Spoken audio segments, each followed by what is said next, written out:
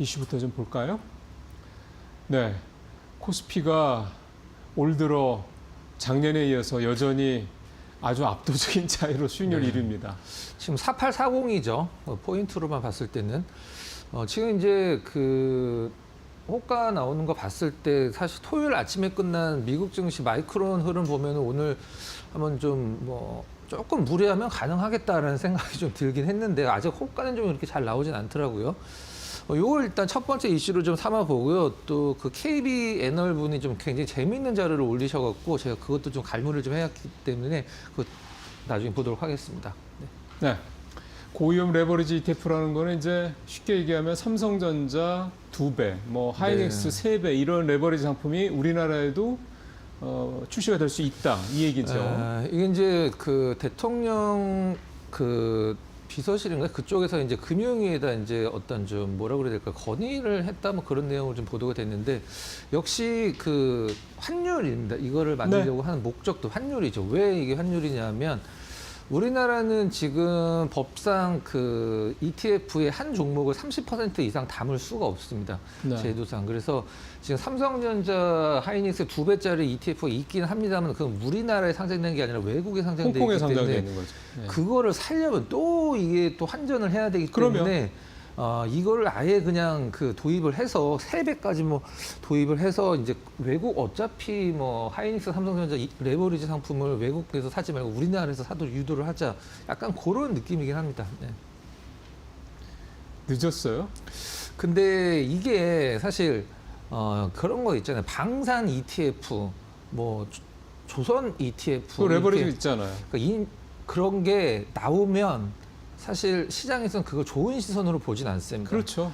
거의 꼭지에 나온다는 느낌이 많이 있기 때문에 ETF 나오면 뭐다? 그러면 뭐 그게 이제 답이 좀 정해져 있긴 한데 아무튼 이제 뭐 삼성전자 하이닉스 레버리지 투자하시는 분들한테는 나온다라고 하면 상당히 뭐 좋은 상품이 될 것은 분명하다 이렇게 보시면 될 것 같습니다. 네. 혹시 그런 통계가 있어요? 예를 들어서 투자자가 10명이면 네. 그 중에서 레버리지 상품에 투자하는 사람들의 비중이 얼마나 되는지 그런 통계 보신 적 있어요? 그거는 있습니다. 우리나라 ETF 중에 개인 투자자들이 사는 것 중에 상위권은 다 레버리지 상품이고요. 네, 그건 아는데. 작년에 우리나라 개인 투자자들이 72조 원어치를 산 그 3배짜리 레버리지 상품이 가장 많이 산 거거든요. 네. 필라델피아 반도체 네. 3배짜리 그게 작년에만 72조 원어치를 샀습니다. 개인 투자자들이. 작년에 72조 그것만? 네, 그 1위예요. 전체 1위. 그러니까 그게 막는다고 되냐고요. 그거는 제가 답변 드릴 상황은 아닌 것 같습니다. 예. 이게 뭐 어쨌든 이유는 어쨌든 뭐 그렇게 되는데 만약 이게 우리나라에서도 되면 지금 사실 우리가 미국에 뭐 앞서 말씀하신 대로 그 필라델피아 반도체 3배짜리 그 드렉시온 데일리 뭐 맞습니다. 3X인가 뭐 그럴 텐데 그거를 우리가 만약에 내가 1,000만 원을 투자해서 1억을 투자해서 수익이 뭐 30% 났다고 치고 그럼 1억 3천만 원이 된 거잖아요. 그거 내가 찾아서 한국으로 가져오려면 22% 양도세 붙는 거죠. 네. 우리나라가 만약에 2배짜리 레버리지 상품을 만들었어요. 내가 또 30% 1억 투자해서 30% 수익이 났어요. 양도세 없죠. 우리는. 지금은 없죠. 그렇죠. 네. 22%까지 내면서 굳이 해외 투자하실 필요 없죠. 뭐 국내 레버리지 어차피 하실 거면. 네, 그런 생각도 사실은 좀 듭니다. 네. 이것 때문에 아까 프리마켓에서 삼성전자 SK하이닉스 약보합 아니에요?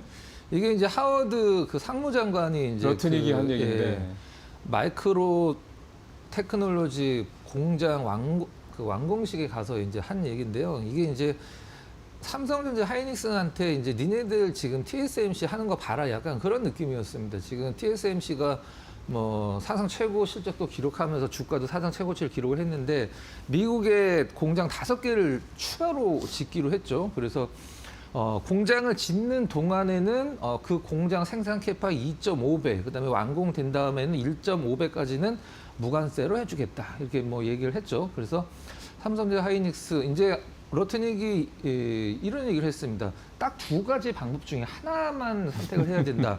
미국에 공장 짓든가 100% 내든가 둘 중에 하나 선택해야 된다 하는데 이거 삼성전자 하이닉스 입장에서는 이거를 사실 과거 같았으면 신경을 쓰겠지만 지금은 이것 때문에 피해를 보는 것들은 볼 수 있는 것들 미국의 빅테크가 피해를 볼 가능성은 있어도 삼성전자, 하이닉스가 이것 때문에 신경을 쓸 것 같지는 않거든요. 제가 지금 봤을 때는 전혀 신경을 안 쓸 것 같습니다. 예, 안 쓸 거예요. 네, 안 쓸 게 지금도 모자라서 난리인데. 네, 그러면 2배 관세 부과하면 알았어. 뭐 그러면은 뭐 개당 지금 9.7달러인가 먼저 얼마라고 그러던데 그냥 개당 뭐 20달러 받아야 그렇죠. 되겠네 이러겠죠 네. 뭐. 빅테크 기업들이 가장 이게 오히려 더 그 걱정을 많이 할 것 같습니다. 그 신경 쓰이는 건 좀 그거예요. 지금 사실은 반도체 이렇게 강하고 수요 폭증하고 있고 수요의 소위 말하는 이제 쇼티지가 뭐 2027년, 2028년까지는 좀 거의 뭐 컨센서스가 된 것 같고 2029년, 2030년 얘기까지 나오고 있는 상황인데 만약에 이것 때문에 진짜 실제로 100% 때려가지고 반도체 가격이 2배가 된다고 치면 DDR5나 뭐 하여간 그러면 수요가 위축될까봐 그게 좀 걱정이긴 합니다. 사실 그게 제일 리스크 중에 하나로 지금 거론이 되더라고요. 좀 납득이 가고. 네, 지난해 자사주 소각금 23조 원 사상 최대. 뭐 이번 주에 3법 개정안 그 3차 3법 개정안이 자사주 소각 의무화 내용이잖아요. 네. 그동안에 연관돼서. 네, 네. 우리나라 시장을 이제 코스피를 박스피라고 이제 불렀던 네. 이유 중에 하나가 주식이 계속 늘어나니까 이제 시장 전체의 EPS가 성장을 할 수가 없는 거죠. 그렇죠. 주식 이제 작년 같은 경우에는 이제 주식이 10년 만에 처음으로 줄었다라고 얘기를 하는데 작년에 자사주 소각하고 소각 발표한 것까지 포함해서 23조 원인데 23조 원이면 사실 지금 코스피 시총 기준으로 한 0.5% 정도 되는 거거든요. 네. 근데 사실 유상증자랑 전환사채를 포함하면 3조 원 정도 줄어들었다고 보시면 됩니다. 3조 원 정도. 어쨌든 줄어들었다는 거죠. 네. 그러니까 유상증자가 한 17조 원 정도 있었고 그 전환사채가 한 2조 원 정도 있어서 한 퉁치면은 한 20조 원 정도 되니까 한 3조 원 정도는 실질적으로 주식이 줄어든 어떤 효과가 있다 이렇게 보시면 될 것 같습니다. 저는 줄어들었다라는 것 자체가 되게 의미가 있다고 생각합니다. 네, 예, 일단은 맞습니다. 꺾였고 그리고 이제 뭐 계속 나옵니다만 코스닥 이제 그 상패 그 조건 엄격하게 거래소가 네. 적용하겠다고 얘기해서 지금 뭐 2029년까지 대략 한 230여 개 네. 회사 상패될 거다 현재 조건으로만 놓고 얘기가 나오거든요. 이제 시총 소위 얘기하는 몇백억짜리 종목군들은 다 없어진다고 보시면 예, 됩니다. 그렇게 되면 또 물량이 주는 거잖아요. 네. 그죠? 또 그렇게 좀 안 좋은 회사들이 빠져나가 없어져야 또 괜찮고 기대감 있는 회사들이 또 두르잖아요. 그러다가 또 수익 못 내면 또 뭐 폐지가 그러니까 그렇게 돼야지 물갈이가 자꾸 돼야지 물이 깨끗해지는데 지금은 그냥 온갖 다 들어가 있으니까 코스닥 시장의 이 수족관이라고 생각한다면 수족관 물이 깨끗할 수가 없는 거죠. 본격적으로 올해부터 이제 깨끗해진다고 하는데 작년에 이미 좀 줄었군요. 네. 굉장히 그 의미 있는 얘기가 되겠습니다. 그 다음에 생성형 AI 구독이 2년 새 30배 급증을 했다. 이미 결제액 기준으로 넷플릭스를 넘어섰습니다. 넷플릭스 넘어섰고 지금 쿠팡만 이제 뭐 구독 경제에서 가장 지금 많은 매출을 1년에 올리고 있는 게 쿠팡이거든요. 네. 쿠팡이 1조 4천억인가 아마 제가 되는 걸로 알고 있는데 구독료 내는 거 한 달엔 7,800원인가 그렇죠.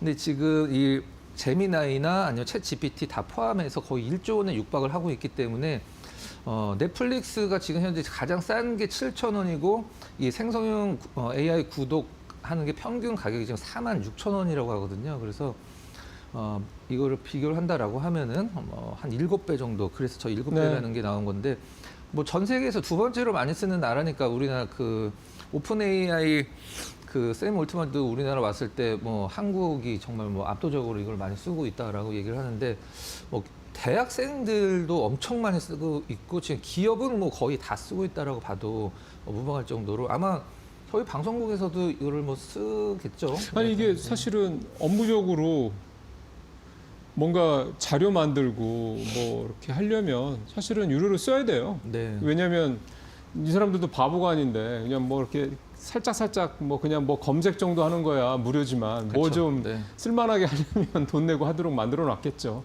저는 아직 유료까지는 안 써보고 계속 무료로는 쓰고 있는데 어쨌든 사실 이것 때문에 네이버 검색 잘 안 합니다. 네. 근데 저는 뭐 그때도 말씀드리긴 했는데 크로스 체크를 하는 버릇이 저도 정말로 찾기 힘든 자료가 있으면 이게 혹시 찾아줄 수 있을까라고 해서 한번 좀 써보는 경우는 있긴 한데 그거를 제가 이제 크로스 체크를 하는 버릇이 있어요. 그러니까 진짜 맞는 건가 뭐 그런 느낌. 네. 그건 되게 좋은 거죠. 할루시네이션 때문에 네.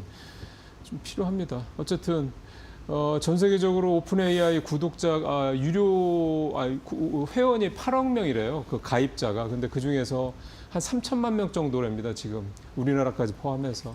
그러니까 오픈 AI 입장에서 봤을 때는 얼마나 아직도 가야 될 길이 먼 거예요. 예. 자, 이제 첫 번째 이슈로 가보겠습니다.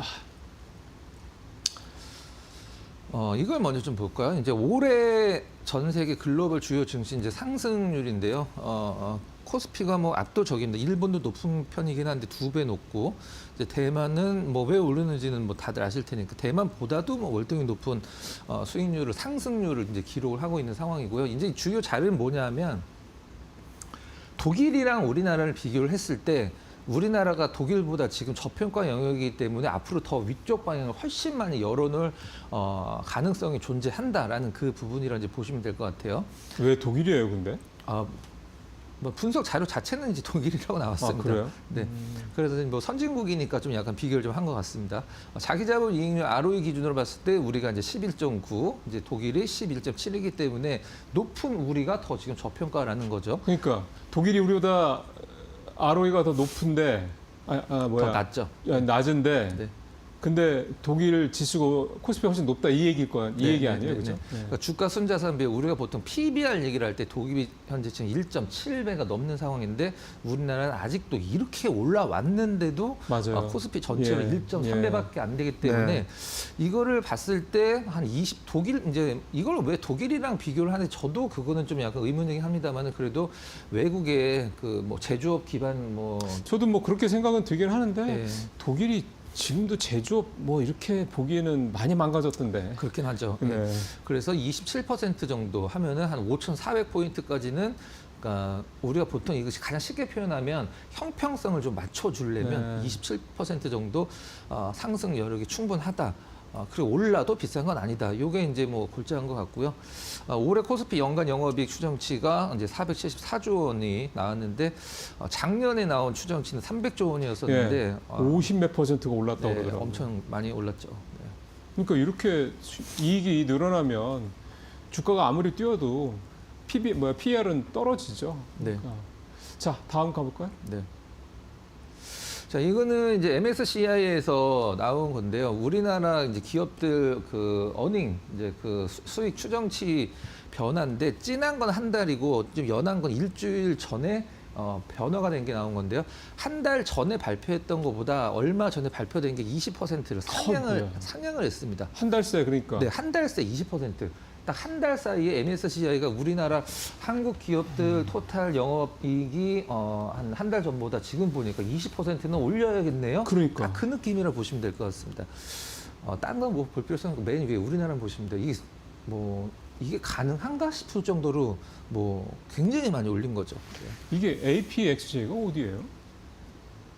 그 부분- 타이완, 재팬, 차이나, 홍콩, 오스트레일리아, 필리핀 쭉인데 뭐 나머지는 별 볼 거 없고 타이완보다도 거의 뭐 한 4배 이상 비교 대상이 아닙니다. 재팬이나 네. 뭐 그러니까 중국이나 일본하고는 비교도 안 되고 네. 하여간 그러네. 하여간 기분은 엄청 좋습니다. 네.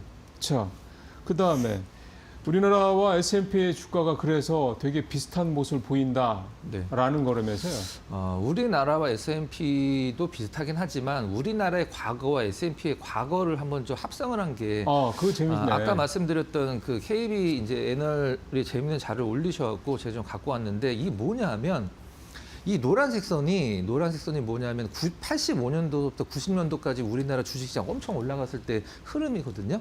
근데 이 까만색 선은 지금인데 그때와 상당히 유사한 흐름을 네. 보여주고 있다. 이거는 코스피만 가지고 네. 과거와 현재 코스피를 비교하는 네. 거고. 근데 이 과거의 움직임을 그대로 답습을 한다라고 했을 때는 1월 31일 날 이제 5,000포인트를 넘고 야, 재밌네. 3월 23일 날 5,280. 중간에 살짝 조정을 주고. 근데 근데 다시 설명드리면 노란 거는 이제 과거의 5년 동안의 대세 상승기 흐름이고 까만색이 지금입니다. 근데 주가 흐름이 제가 봤을 때도 좀 비슷하긴 합니다. 그렇죠? 굉장히 비슷한데요. 네. 비슷한데 과거에도 사실 미국 대공황 때 다우존스 지수가 이렇게 움직였고 급락이 나왔는데 이렇게 2012년도에 11년도에 나온 자료를 보면 그때와 좀 비슷하다라는 거의 똑같이 움직였는데 그래서 이제 뭐 급락이 나온다라고 이제 미국에서 나온 자료도 있었었는데 사실 맞진 않았더라고요. 근데 상당히 재미가 있는 자료라 움직임이 거의 비슷합니다, 진짜로. 그래서 저거를 이제 보시는 아마 투자자분들은 뭐야 5,280까지 갔다가 4,370까지 떨어지네. 그러면 거의 900포인트가 빠진다는 얘기인데 네, 그리고 여기는 대충 또 다시 올라간다는 얘기고. 5,500원 넘을 것 같습니다. 여기를 보면은. 네. 네. 이제 요거에 대한 근거로 이제 그 미국 거를 한번 좀 보면 네. 똑같이 미국을 적용을 했을 때 S&P의 이제 85년도부터 90년도까지의 그 자료라고 보시면 될 것 같고요. 까만색 선이 지금 현재입니다. 뭐 한참 남은 것 같습니다. 제가 봤을 때는 그러니까 우리나라와 마찬가지로 이제 과거 흐름, 저 까만 거는 지금의 흐름. 뭐 어느 정도 좀 유사성이 보이기는 합니다. 근데 뭐 시대가 다르고 산업의 어떤 그 대표적인 산업이 다른 산업이기 때문에 똑같이 움직일 수는 없긴 합니다만은 아무튼 이것만 봤을 때는 그래도 좀 약간 가슴이 좀 웅장해진다 뭐 이렇게 표현을 할 수도 있을 것 같습니다. 네. 네. 하간 한 번 큰 충격이 있을 거는 분명하다. 하지만 네. 그 충격이 지나고 난 이후에는 그 이상으로 간다. 네. 그렇게 봐야 되겠군요. 네, 여기도 우리나라에서도 저 조정받던 부분들이 좀 나오긴 했었는데요. 우리나라가 충격을 좀 덜 받았습니다. 그때 당시에. 그래서 앞선 자료들 보면서 정리를 하면 뭐 사실 이런 것들로 인해서 주가가 움직인다라고 하면은 사실 뭐 말이 안 되긴 합니다만 굉장히 좀 재미있고 글쎄요. 좀 긍정적인 느낌을 받을 수 있는 자료를 한번 준비를 해봤습니다. 근데 코스피가 S&P 500처럼 간다라고 생각만 해도 되게 선진 증시가 된 것 같은 느낌이 듭니다. 네. 재밌게 하면 이건 뭐 아까 KB증권 거라고 그랬었죠. 한번 네. 리포트 한번 찾아서 한번 더 내용을 또 자세히 한번 더 읽어보시죠. 아마 우리 위원님 말씀하신 거에 시간 때문에 못하신 말씀도 있으실 텐데 좋은 자료가 될 것 같습니다. 자, 오늘 관심주 가보죠. 코스맥스입니다. 네. 제가 봤을 때는 여러 가지 측면에서 실적이나 이제 수급적인 측면에서 완벽하게 바닥을 잡은 듯한 모습들이 포착이 돼서 네. 준비를 좀 했는데요. 실적이 좋다라는 것과 생각보다 덜 나쁘네라는 두 가지가 이제 시장에서는 이제 존재를 하는데 생각보다 덜 나쁘네라고 보시면 될 것 같습니다. 4분기 실적 같은 경우에는 이제 매출 영업이익 조금씩 좀 잘 나왔는데 기대치가 이제 428억인데 영업이익이 이제 416억 정도 나올 걸로 전망이 좀 되고 있는 상황이고요. 중국 쪽에서는 일단 10% 정도 성장한 걸로 나와 있는데 이제 화장품 회사들은 색조는 돈이 별로 안 된다라고 합니다. 네. 색조는 뭐 좀 약간 싸기도 하고 그래서 이제 스킨 케어 쪽이 많이 팔려야 되는데 작년에 이제 색조 비중이 좀 약간 늘어서 수익성이 좀 부진했는데 이제 다시 스킨케어 쪽 비중이 늘어나고 있다라는 어떤 분석이 좀 있었고요. 미국은 일단은 뭐 적자죠. 적자 예상하고 올해 우리나라 한 15% 정도 성장할 것으로 뭐 봐야지 알긴 하겠습니다만 아무튼 뭐 분석 자료에 의하면 뭐 성장을 한다고는 합니다. 네. 예. 수급이 굉장히 좋습니다. 네, 차트 가보죠. 네. 그러게요. 외국인이 엄청 사네요. 네, 일봉 차트입니다. 급락 이제 실적 때문에 급락 나오고 사실 그렇게 저렇게 급락 나올 정도의 실적도 아니었죠. 바닥 잘 잡았고 최근에 이렇게 연하게 비행기 이륙하듯이 싹 올라오는 듯한 그러게요. 느낌인데 외국인들 수급이랑 최근에 매도 마치고 매수로 전환이 된 기관 수급이 상당히 좀 눈에 띈다라고 보시면 될 것 같고요. 아까 말씀드렸듯이 실적은 이미 시장에서 다 알고 있고 선방할 것으로 이제 분석이 되고 있고 주가도 바닥을 잘 잡았고 수급도 일단은 상당히 많이 개선이 되는 느낌 체크를 하시면 될 것 같습니다. 예. 화장품주들이 요즘에 괜찮습니다. 네. 확실히 바닥들, 그러니까 코스맥스뿐만이 아니라 뭐 APR부터 해서 달밤 뭐 이런 개별 브랜드들도 그렇고 다른 ODM 쪽도 그렇고 확실히 좀씩 올라오더라고요. 그러니까 작년엔가 하도 막 이렇게 막 드라마틱하게 오르는 걸 경험을 하다 보니까 네. 이렇게 오르면은 뭐예요 저게 이렇게 생각할 수 있는데요. 그걸 이제 한번 그렇게 하고 계속 그렇게 되겠습니까? 이제 이렇게 뚱줄해서 이제 굉장히 안정적인 우상향 종목으로 갈 수 있다 그러면 더 좋은 거죠. 네. 오늘 코스맥스 여기까지 들어봤습니다. 오늘 말씀 잘 들었습니다.